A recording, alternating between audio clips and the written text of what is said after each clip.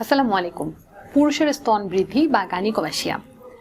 আগেই বলেছি পুরুষের স্তন বৃদ্ধি তার মানে পুরুষের স্তনে যদি অতিরিক্ত চর্বি অথবা গ্ল্যান্ড এনলার্জমেন্টের কারণে পুরুষের স্তনটা নারীদের মতো কিছুটা বড় হয়ে যায়, সেটি কোন গ্রেডের তার উপর নির্ভর করবে কতটা বড় হয়েছে, তাহলে সেটিকে আমরা গাইনিকোমাস্টিয়া বা পুরুষের স্তন বৃদ্ধি রোগ বলি।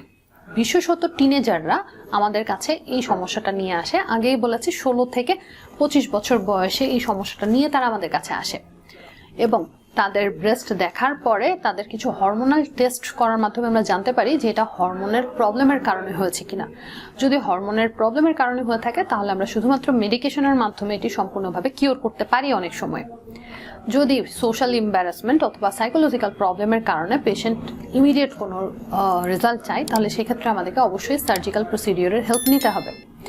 সার্জারি বর্তমানে চমৎকার একটি প্রসিডিওর হচ্ছে লাইপোসাকশনের মাধ্যমে শুধুমাত্র ফুটা করে আমরা দুই ব্রেস্ট থেকে অতিরিক্ত ফ্যাটগুলো ফেলে দিতে পারি এবং সেই সাথে যদি প্রয়োজন হয় তার গ্ল্যান্ডুলার টিস্যু বেশি হয় তাহলে সেই ক্ষেত্রে আমরা ছোট্ট একটা ইনসিশন দিয়ে বা কেটে আমরা এখান থেকে অতিরিক্ত গ্ল্যান্ডুলার পোর্শনটাও বের করে নিয়ে আসতে পারি এবং পুরো ব্রেস্টটাকে একদম চেস্টের সাথে ফ্ল্যাট করে দিতে পারি।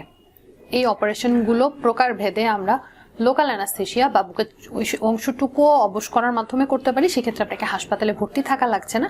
বাট যদি কারো অনেক বেশি প্রবলেম থাকে বা পেশেন্ট টলারেবল না থাকে তাহলে সেক্ষেত্রে আমরা পুরোপুরি অবশ করে হাসপাতালে একদিন রেখেও এই অপারেশনটা করতে পারি এবং এই অপারেশনের পরে আমরা ক্রেপ ব্যান্ডেজ ব্যবহার সহ কিছু পোস্ট অপারেটিভ ইনস্ট্রাকশন শিখিয়ে দিলে সেটি চমৎকার একটা রেজাল্ট পেশেন্ট পাবে।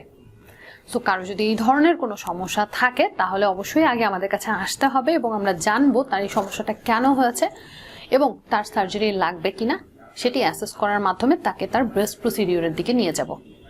ধন্যবাদ।